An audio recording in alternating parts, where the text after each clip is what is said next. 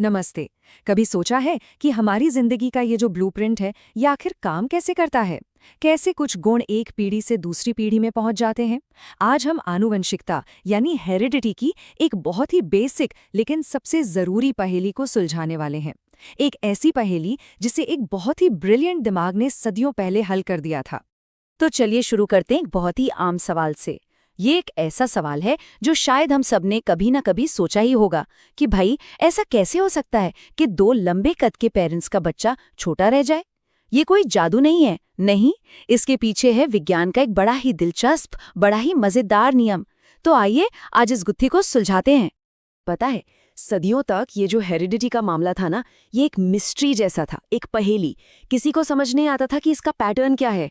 और सबसे अजीब बात तो ये थी कि कभी-कभी कोई ट्रेट, मतलब कोई गुण, पूरी की पूरी एक जनरेशन को ही स्किप कर जाता था। मतलब दादा दादी में था पर मम्मी पापा में नहीं दिखा और फिर सीधा बच्चे में नजर आ गया। अब जरा सोचिए, उस समय के वैज्ञानिकों के लिए ये कितनी बड़ी पहेली रही होगी, है ना? और फिर इस पहेली का जवाब लेकर आए ग्रेगर मेंडल। जी हाँ, वही ग्रेगर मेंडल जिन्हें आज हम सब फादर ऑफ मॉडर्न जेनेटिक्स के नाम से जानते हैं।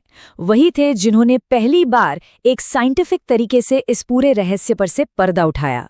तो मेंडल ने जो समझाया ना, उसे आज हम उनके पहले लॉ या पहले नियम के तौर पर जानते हैं, और इसका नाम है लॉ ऑफ सेग्रीगेशन यानी पृथक्करण का नियम। चलिए अब जरा गहराई में जाकर देखते हैं कि ये आखिर है क्या। तो ये जो लॉ ऑफ सेग्रीगेशन है, इसे अगर हम बिल्कुल आसान भाषा में समझें तो इसका मतलब ये है, हमारे हरेक गुण के लिए हमारे अंदर जीन के दो वर्जन होते हैं, जिन्हें साइंटिस्ट्स कहते हैं एलील्स। अब होता क्या है कि जब गेमीट बनते हैं, मतलब स्पर्म या एग सेल्स, तो ये दोनों एलील एक दूसरे से अलग हो जाते हैं, सेपरेट हो जाते हैं, और इसीलिए हर एक गेमीट को इन दोनों में से सिर्फ एक ही एलील मिलता है। और पता है एक और मजेदार बात, इसे law of purity of gametes भी कहते हैं, मतलब गैमीट्स की शुद्धता का नियम। अब ऐसा क्यों? क्योंकि हर गैमीट में किसी भी गुण का सिर्फ एक ही प्योर एलील होता है। कोई मिलावट नहीं, कोई मिक्सिंग नहीं, एकदम क्रिस्टल क्लियर। चलिए इसे फटाफट से कुछ पॉइंट्स में समझ लेते हैं। पॉइंट नंबर 1, हर ट्रेट के लिए दो एलील होते हैं। पॉइंट नंबर 2, जब गैमीट बनते हैं तो ये दोनों एलील अलग अलग हो जाते हैं। पॉइंट नंबर 3, हर गैमीट को मिलता है सिर्फ एक एलील। और चौथा और शायद सबसे जरूरी पॉइंट, ये एलील कभी आपस में मिक्स नहीं होते, मतलब ब्लेंड नहीं होते। वो हमेशा अपनी पहचान बनाए रखते हैं। सिंपल है ना? तो ठीक है, थ्योरी तो समझ आ गई। अब इसे एक्शन में देखते हैं, है ना? और इसे समझने के लिए मेंडल के उस फेमस मटर के पौधे वाले एक्सपेरिमेंट से बेहतर और क्या हो सकता है? तो इस एक्सपेरिमेंट को समझने से पहले बस दो चीजें समझनी हैं। देखिए, पौधे की हाइट के लिए दो एलील हैं। एक है कैपिटल टी, जो पौधे को लंबा बनाता है। ये है डोमिनेंट एलील। सोचिए ये एक बॉस की तरह है, जिसकी आवाज हमेशा सुनी जाती है। और दूसरा है स्मॉल टी, जो पौधे को बौना बनाता है। ये है रिसेसिव एलील, मतलब थोड़ा शर्मीला, जिसकी आवाज दब जाती है। तो जब ये दोनों साथ में होते हैं तो हमेशा बॉस की ही चलती है और पौधा लंबा ही दिखता है। तो मेंडल ने क्या किया? उन्होंने एक प्योर लंबा पौधा लिया जिसके दोनों एलील कैपिटल टीटी थे, और दूसरा लिया एक प्योर बौना पौधा जिसके दोनों एलील स्मॉल टीटी थे, और इन दोनों का आपस में क्रॉस करा दिया। ये है हमारी पेरेंट जेनरेशन या पी जेनरेशन। और जो रिजल्ट आया ना, वो एकदम चौंकाने वाला था। पहली पीढ़ी में, जिसे हम F1 जेनरेशन कहते हैं, उसमें पैदा हुए सारे, जी हाँ, सारे के सारे पौधे लंबे थे।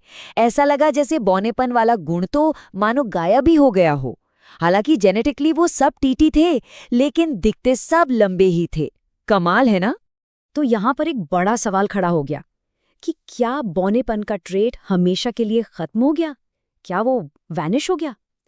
मेंडल भी ठीक यही जानना चाहते थे, और बस यहीं से उनका एक्सपेरिमेंट और भी ज्यादा इंटरेस्टिंग हो गया। अब मेंडल ने अगला कदम उठाया। उन्होंने F1 जेनरेशन के दो लंबे पौधों को आपस में क्रॉस कराया, और ठीक इसी जगह पर लॉ ऑफ सेग्रीगेशन अपना जादू दिखाता है। जब इन पौधों में गैमीट्स बने तो हर पौधे का कैपिटल टी और स्मॉल टी एलील एक दूसरे से अलग हो गया, मतलब सेग्रीगेट हो गया। और फिर फर्टिलाइजेशन के वक्त ये अलग हुए गैमीट रैंडमली एक दूसरे से जुड़ रहे। और अब देखिए रिजल्ट। सेकेंड जनरेशन में यानी F2 जनरेशन में हमें 3 तरह के जेनेटिक कॉम्बिनेशन देखने को मिले।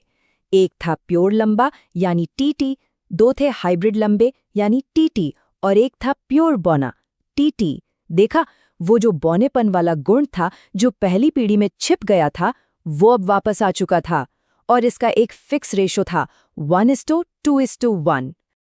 और अगर हम सिर्फ ये देखें कि पौधे दिख कैसे रहे थे, मतलब उनका फिनोटाइप, तो हमें 3 लंबे पौधे मिले और एक बौना पौधा, यानी कि 3:1 का एक परफेक्ट रेशियो।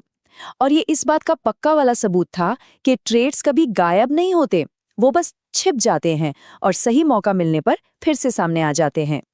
तो अब सवाल उठता है कि भाई ये सब इतना ज़रूरी क्यों है? मतलब मेंडल ने मटर के पौधों पर कुछ खोजा, ठीक है, लेकिन इसका हमारी जिंदगी पर क्या असर है? तो सुनिए, इसका असर बहुत बहुत गहरा है। देखिए, सबसे पहली बात तो ये कि ये जेनेटिक्स का सबसे फंडामेंटल, सबसे बुनियादी नियम है। मतलब ये जेनेटिक्स की ABC है। आज हम जो मॉडर्न प्लांट ब्रीडिंग करते हैं, मतलब बेहतर फसलें उगाते हैं या फिर जेनेटिक बीमारियों को समझने की कोशिश करते हैं, उन सब का आधार यही नियम है। यही हमें समझाता है कि क्यों भाई बहनों में इतने फर्क होते हैं, मतलब वेरिएशन क्यों आता है। और ये इस बात को पक्का करता है कि गुण कभी भी आपस में ब्लेंड होके खिचड़ी नहीं बनाते, बल्कि अपनी अलग पहचान रखते हैं। तो इस पूरे डिस्कशन का निचोड़ क्या है? The key take away? अगर सिर्फ एक लाइन में सब कुछ समेटना हो तो वो ये है, जब गैमीट्स बनते हैं तो एलील अलग हो जाते हैं और हर गैमीट को सिर्फ एक ही एलील मिलता है, बस। ये एक सिंपल सी लाइन जेनेटिक्स की इतने बड़े साइंस का बेस है। यही है वो कोड, वो सीक्रेट जिसे मेंडल ने हम सब के लिए क्रैक किया था।